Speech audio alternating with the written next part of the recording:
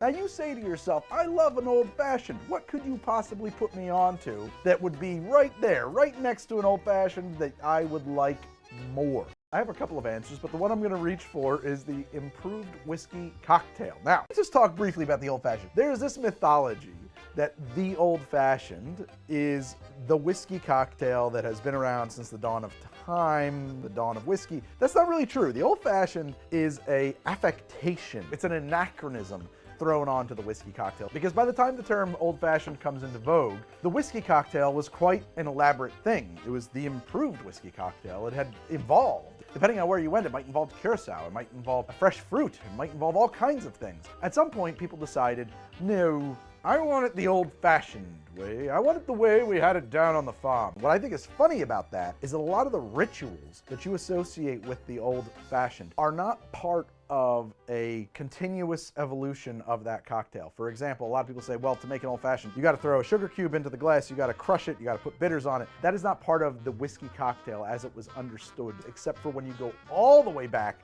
to before the international ice trade, which starts in like 1818 or something, like, like early 1800s. Once people had ice, they stopped using sugar cubes because they won't dissolve, and it's not the way people want to drink. So to make this drink, I am going to start with about 1/4 ounce of simple syrup. Next, we're going to need 1/4 ounce of maraschino.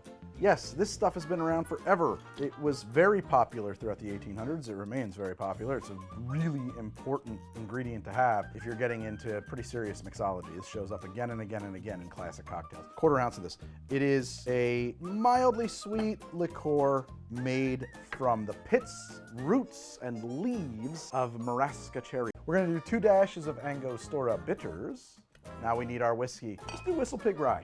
2 ounces of the rye, whiskey, or bourbon of your choice. I'm gonna crack some ice. Give that a good stir.